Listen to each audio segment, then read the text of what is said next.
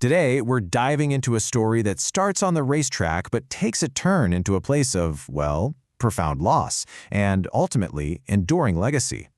We're talking about a celebrated NASCAR driver, a heartbreaking tragedy, and the question of what really remains when the engines fall silent.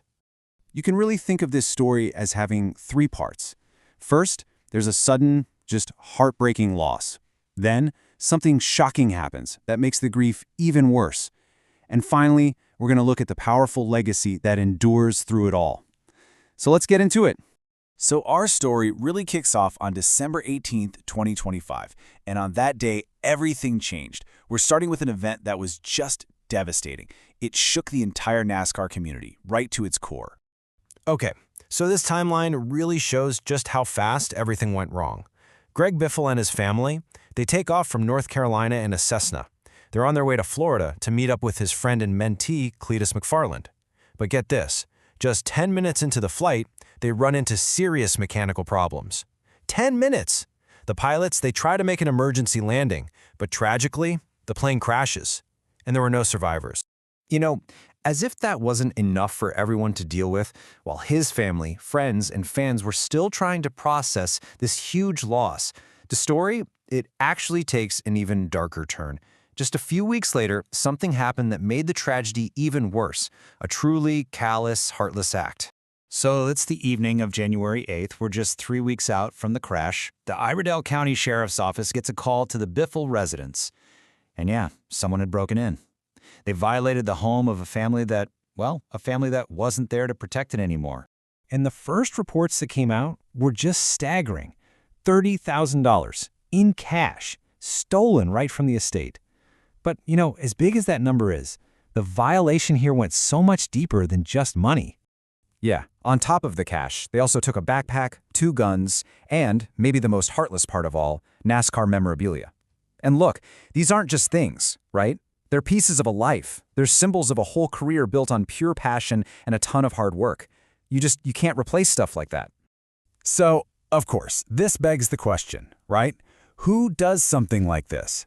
I mean, who targets the home of a family that had just been lost in such a public, tragic way? It's just hard to wrap your head around. And the really tough part is, right now, we just don't know.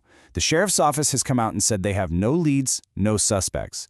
What they are doing is working with different race teams to try and figure out exactly what memorabilia was stolen. The hope is that maybe, just maybe, some of it will pop up somewhere and give them a lead. So while the police are out there searching for answers, the community is trying to figure out, how do we even move forward from this? They started to come together, to organize, looking for a way to grieve as one and to honor the lives that were lost so senselessly. And what they planned was a public remembrance service set for January 16th in Charlotte. It was a chance for everybody to gather and pay their respects. And for anyone who couldn't make it in person, they even live-streamed it, which really just shows how far this community stretched, way beyond the walls of that Coliseum. Okay, and this brings us to the final and maybe most important part of the story, because amid all the grief and the anger, something else really started to shine through. And that's Greg Biffle's legacy. A legacy that, as it turns out, lives on in the very person he was flying to see on that tragic day. And that person is ARCA driver, and you might know him, popular YouTuber Cletus McFarland. He was Biffle's mentee, and just listen to what he said. I absolutely would not be here today without Greg Biffle. That's incredibly powerful. It tells you everything you need to know about their relationship. And you can actually see the impact of Biffle's mentorship in the numbers. Look at this. In all of 2025, McFarland's best finish was 17th. Okay? But then, just days after this awful tragedy, he gets on the track at Daytona for practice and finishes 7th. You could just tell he's channeling all of that grief into pure focus and determination. So now, McFarland is more determined than ever. He's on a mission to finish what he and Biffle started together, and that is to race in the Daytona 500. He's not just driving for himself anymore. He's driving to finish what they began. And as a tribute, he's going to be carrying a piece of his mentor with him right there on the track at Daytona. It's a simple sticker on his car, but the message is so powerful. Be like Biff. It's this constant reminder of the man who helped him get there and the kind of person he's striving to be. And really, this gets to the absolute heart of the story, doesn't it?